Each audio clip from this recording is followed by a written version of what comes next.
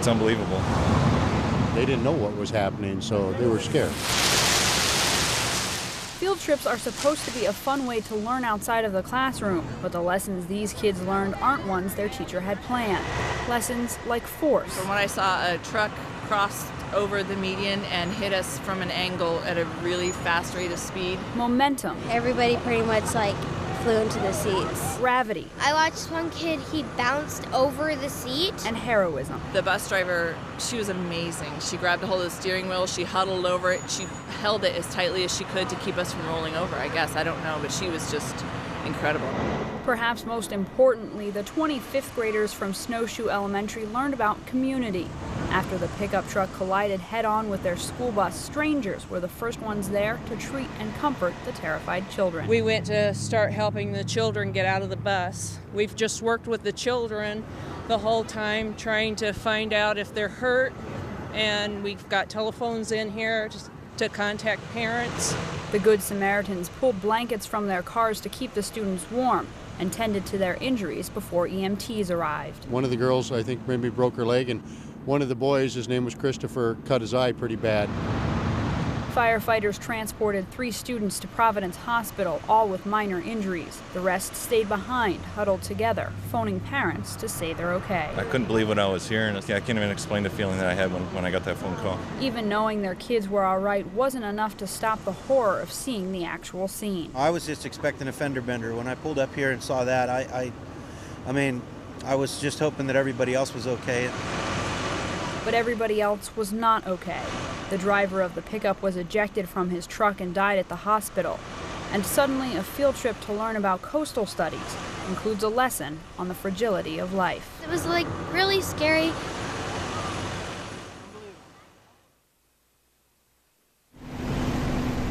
You have fire at the main worship hall. For hours, the flames shoot out of the Mormon chapel. We have active fire up on the roof. Command copy. About half the firefighters in Anchorage are here right now. Could use another engine company for support and help. The fire fueled by a roof full of insulation and heavy beams. The fire has proven very stubborn up in the attic spaces and up on the roof area.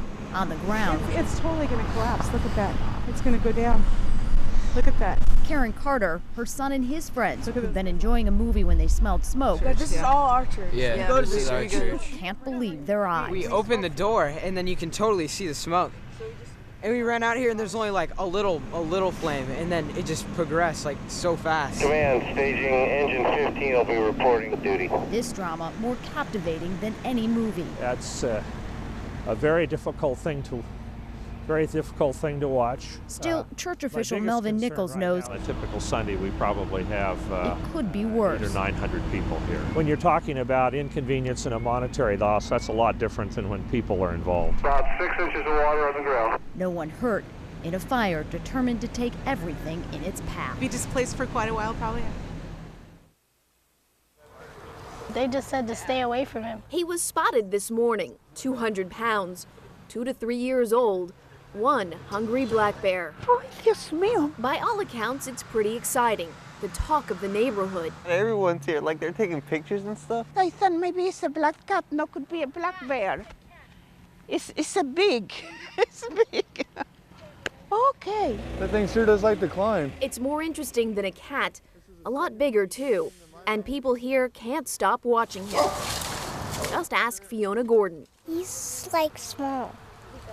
He's a small baby bear, and he's very cute, and he was in the neighborhood. He doesn't attack nobody. Crystal Adams says this isn't the first time the bears come around. Yeah, he was with the trash yesterday. He comes for the trash, and along Chest Drive near Tudor Road this morning, there was plenty of it. Oh man, this bear did a number on this. Lots to snack on, an easy meal. But if the bear keeps coming back, the story won't end well for him. Rick Sennett with Fish and Game says it will have to be shot. This bear has slowly decided that, that garbage looks a lot better than those berries. And that makes Sennett very angry. A lot of people don't get it about the garbage, so there's no excuse for having garbage sitting outside of a house. Bear first was noticed. He was up in a tree over off of Center Drive. There's not much Sennett can do. His only option is chasing the bear back into the park and hope it stays there. It didn't work today. Senate will be back, and that's not a good thing for this bear. On the streets of Girdwood, they're running out of places to put it all. So we just try and keep pushing everything back as far as you can and make a hole and stuff some more. Kevin Headley is facing another 24-hour shift in his front-end loader, napping only when exhaustion takes over. I call it system malfunction, and then you just shut down for an hour. The heater gets cold, so you don't get more than an hour anyway. So then you got to plow snow just to get warm again. Girdwood just received a record amount of snow in December. The trees seem to be crying for mercy. Just shovelful by shovelful and you'll get it done. The wall of snow Heather Hall is up against is on her roof. Her dad's working on the walkway down below. Started on this project on Saturday, but just shoveling every day, a little bit, couple hours in the morning before you go skiing, after work, at lunch. Heather already shoveled off her bus once. In some places, only vague shapes give you an idea of what's underneath. There's a pickup truck buried here. And at the Alyeska Ski Resort, it's snowing again. This is the biggest record-breaking month that we've ever had. Alyeska received nearly 24 feet of snow in December. The average is less than half that. It's really, really powdery. I mean, you got snow coming up in your face all the time. You got to take it easy, but then you got to take it fast. Terrain usually closed until late in the year is already open, if you can find your way there. Well, you can't see anything because there's so much snow coming at you, and you can't see the bumps, and so you can come find and fall stuff, and it hurts. On the other hand, there's 24 feet of snow to break your fall. It's good early snowfall. We're happy. In the calm before the race, organizer Flip Fulldigger makes his way to the base of Mount Marathon. Well, we're rolling. Our pictures fail to portray the steepness of these craggy cliffs. It's like going to Niagara Falls. Yeah, it looks awesome on TV, but when you're standing there, it's like, wow. The junior racers are first to hit the mountain. Good job. Keep it up. Doing good. And once here, runners confront options. Which way up? Many choose the shale cliff. Rock. Others divert into the trees, climbing what they aptly call the root trail. This isn't a 5K on the pavement in Anchorage. You can't treat it like it is. It's a whole different animal. The race forces juniors and rookies to attend a safety meeting the night before the race, warned of the countless hazards. And I'll tell you, rock that size in the head at that speed, it'll wake you up or knock you out, one of the two. Anna Campbell on the root trail almost got nailed. Close one, huh? You just keep coming up here and I'll give you a hand. Over on the cliff, young Nicolette with the pink knit gloves quickly finds herself in over her head. You're doing good. You're doing real good. I'll be right behind you, okay? So don't worry about falling. When you come back down, there's going to be an older guy named Fred, and you ask him where the switchback trail is when you get back down to the bottom, okay? And he'll send you down an easier trail. Now it's getting crowded. Fred is 37-year race veteran Fred Moore, standing where runners, once they come down through a snow tunnel and negotiate the rocky gully, come back to the cliff area and confront a decision on which way to go. Way to go, everybody! If somebody asks me which way to go, it lets me know that they don't know anything about the cliffs, and so I point them to the easy trail. Switch back to the right or down the face? Right through the ribbons. The easy trail is safer but slower. Some runners come straight down the rock face. I don't know where you're going. A leap of faith of sorts. There are others who improvise their way down. Oh, you all right? Yeah. Okay, careful, watch that rock. All the juniors made it. More than we can say for the women's race. This falling rock clocked a runner coming down.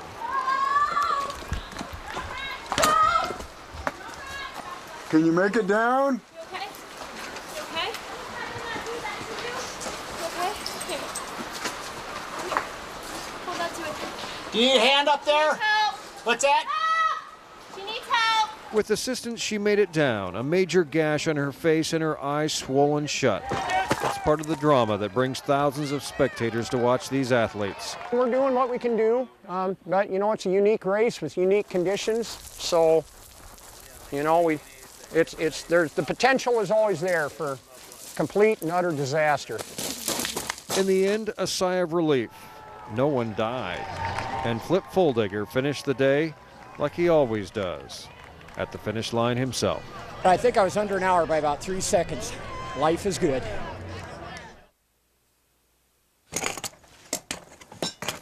Corey Blindheim has a long day ahead of him. For $75 an hour, he's trying to fix this leaky roof. It starts with getting rid of about 12 inches of solid ice called an ice dam. Yeah, a little tired, but all in a day's work, I guess. Here's what happens after 74 inches of snow freezes, then melts and freezes again. It leaves homeowners shoveling out a lot of money for leaky roofs. When the ice starts backing up, it starts pushing water back up underneath the shingles and allowing it to get in the house. I mean, once it gets past the roof, it starts to leak. The problem's so rampant that several roofing companies are booked solid. I haven't seen it this way, and I've been here I've been with Rainproof for a couple years now, and you know, but I grew up here, so I don't remember it being that much. To avoid this mess, here's some suggestions. Clean off your roof, remove the extra snow and put ice melt on the dams. Can't do it yourself? Hire a licensed, bonded roofing company. We probably do 3 or 4 of these a day, just the ice damming. Putting the problem of leaky roofs on ice, at least until next year. All right, we're done.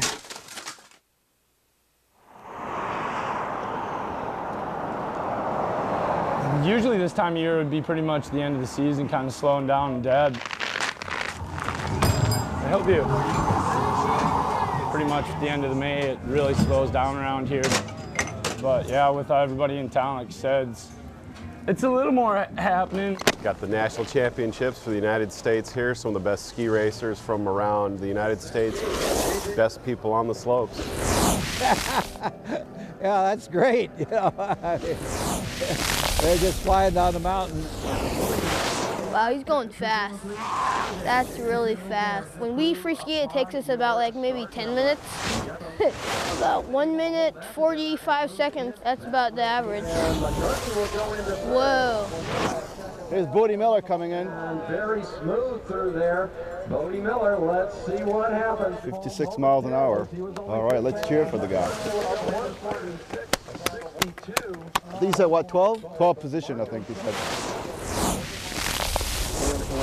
We get to see him on TV from all around the world. Here we get to see him right there, and it's kind of nice. Well, it's amazing. Oh, it's just great. You see the equipment they've got, how young and spry they are, and most of them are smiling, you know, and it's not just racing for the medals, but to be out there having fun, skiing for the rest of their lives, you know. We've been busy pretty much every day so far. Yeah, what kind of bagel?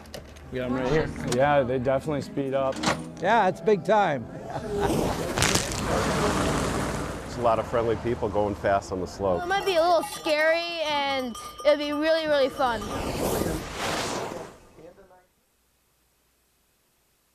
Yeah, you walk along and something catches your eye, you investigate it. When you first meet Cooper Landing's Ed Martin Sr., that crazy guy with his rear end in the air. Chances are you won't be seeing his best side. Oh, there's a nice one. I got another one. Surrounded by a natural cathedral, Ed prefers the view under his feet, hunting for what most would call... Here's another one. Want to see it? Elusive quarry. But not so elusive for Ed. Yeah, that's 4-leaf.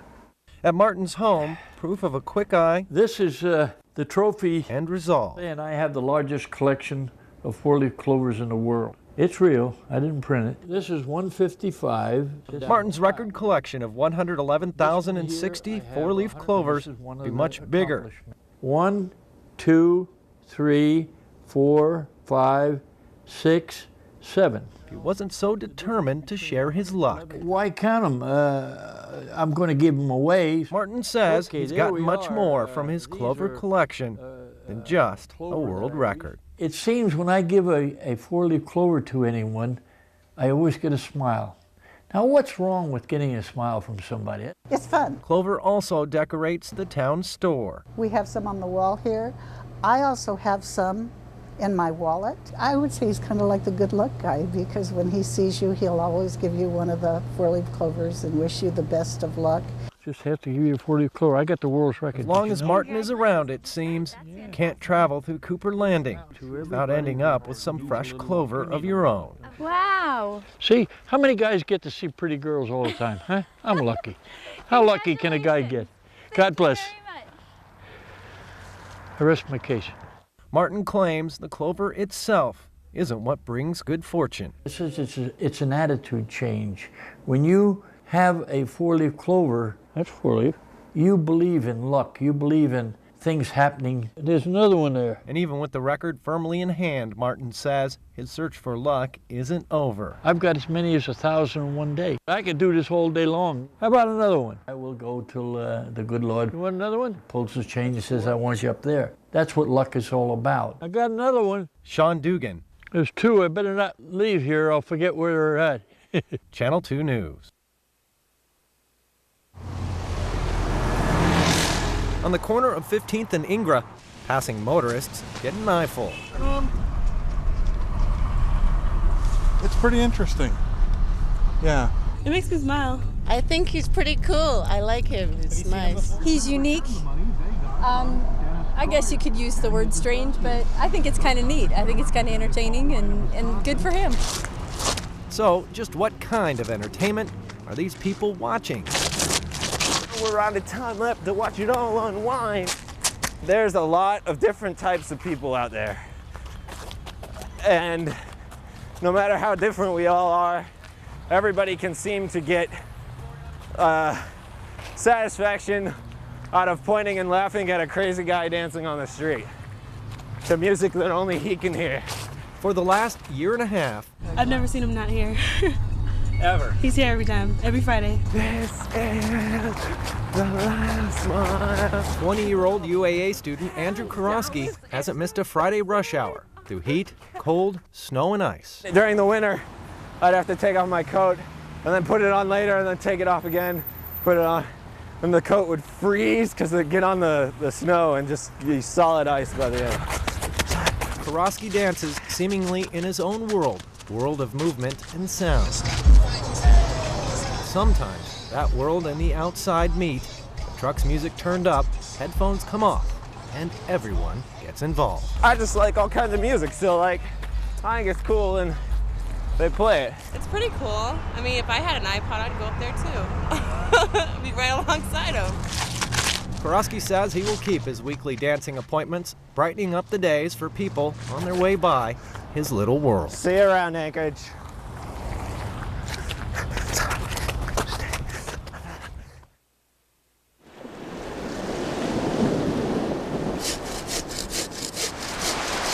Coming together to co-create and work for hours and days to create a beautiful work of art. That basket is beautiful, made out of all the things from the land here. Just saw what was going on and came and talked to them about what it's all about, and they told us. So we've been adding things to the basket. I think that maybe just grabbing that leg and pulling it back. Well, I certainly didn't understand what it was I was saying. It was obviously a lot of people with some energy to expend and trying to express themselves in some way. The weaving language includes the metaphor of connection and intersection and weaving and intertwining. Makes it a story that is myriad with personality. I think the term impermanent art really sums it up. It is art for art's sake, and art as a gift to the community and to the universe at large.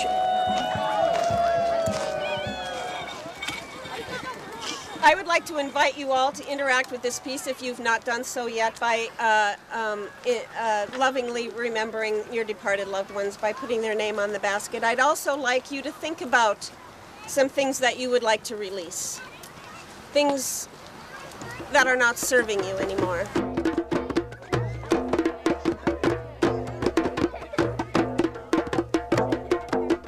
A big part of it is letting go.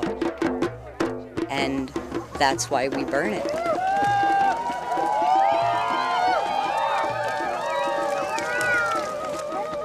And as we stand back and reflect the glow of the warmth of the fire, and we see the smoke carrying all of our heartfelt messages and loving memories of departed ones, we are able to bask in that afterglow, in the present moment, which is sweet, but impermanent. And so let's use it well.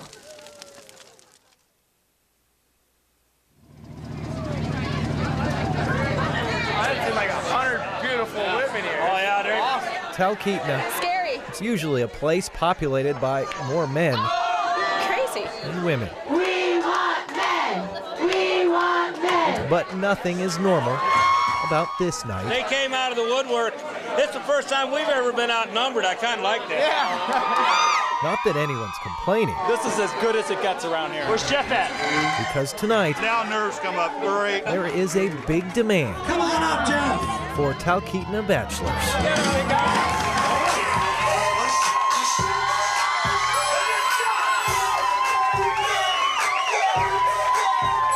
Can I finish with that? 45 men from all walks of life are on display 61 or 65. and on sale for charity Do you want to switch places with me? at the Talkeetna Bachelor Auction and Ball. Sold for $70. Come on up. And if one gets away, Oh, 125. no bother. Tonight, 245. Come on. it's a target-rich environment. It is sold for $260. And the guys are only happy to oblige.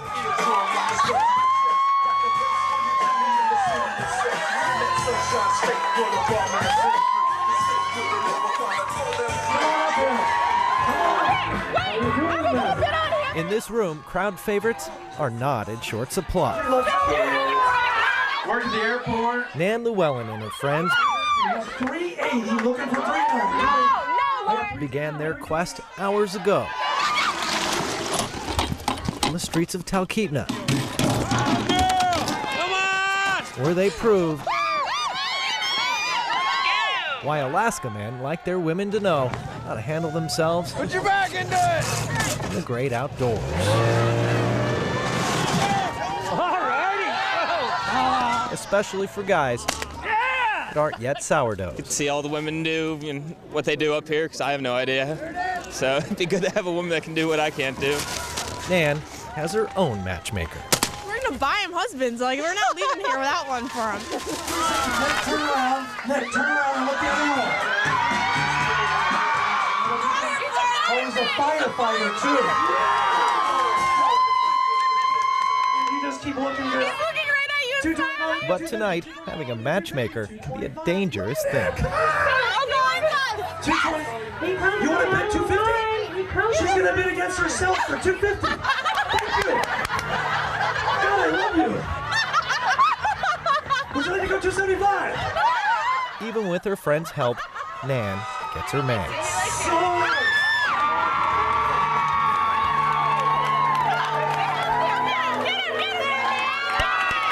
If you go next year, be careful. Look at my hands. While the odds are good, you'll find a friend. As they say here, the goods could be odd. Sean Dugan, Channel 2 News.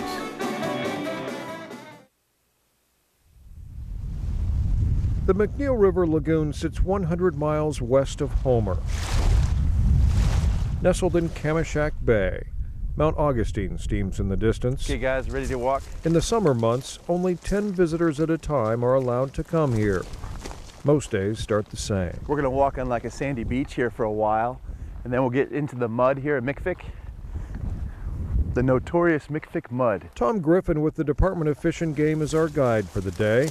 Our small group heads toward McFick Creek, maneuvering through a grassy sedge, and then, as Tom calls it, the notorious McFick mud. Here we go. Okay, this is real time here. You get about a good 4 to 6 inches. It's not long before we catch a glimpse of why we all came. So in a quick snapshot, that's either just a young juvenile or it's a small adult female. The McNeil River Game Sanctuary is known not only for its high concentration of brown bears, but the unique experience Fish and Game has crafted over the last 40 years to walk among the bears. And just with this small group, we have a rather non-obtrusive presence. And so therefore bears tend to totally ignore us and go about their daily life, fishing, grazing, what have you. And so in a sense, we get a really unique view into their world. Bears move up and down McFick Creek. Only remnants of the June sockeye salmon run remain. A sow with 2 spring cubs feasts on the sedge nearby. Tom says it's the sedge and salmon that fatten the bears for winter. Male bears are known to kill cubs, and this one captures the cubs' attention. But no confrontation on this day. We move on, down to the lagoon where low tide has drained it to only a few meandering streams. Prime time for salmon fishing.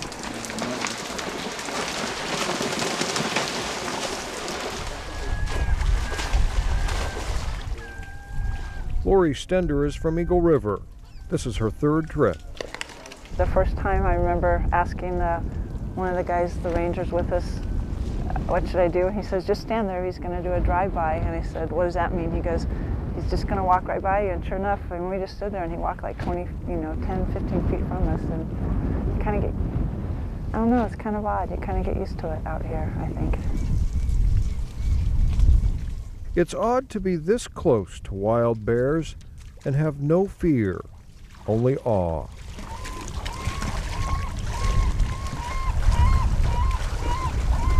The Rising family from Chicago just spent 4 days in the sanctuary. The first day we lunched with the mother and 2 cubs. We were within 10 yards. They nursed, they played, they fell asleep. Eventually the mother left them next to us and went and ate. Fish and Game calls these bears habituated. For their whole lives, the bears have been around people, unthreatening, and never have the bears tasted human food. The bears can be aggressive, but usually toward themselves.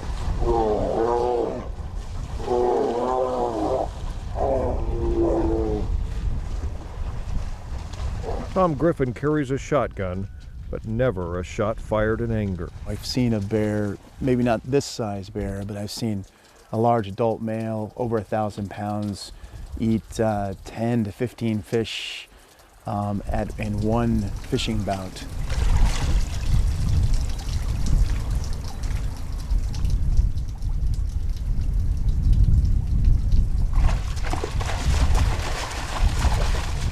In late afternoon, we arrive at the site for which McNeil River is best known, the falls.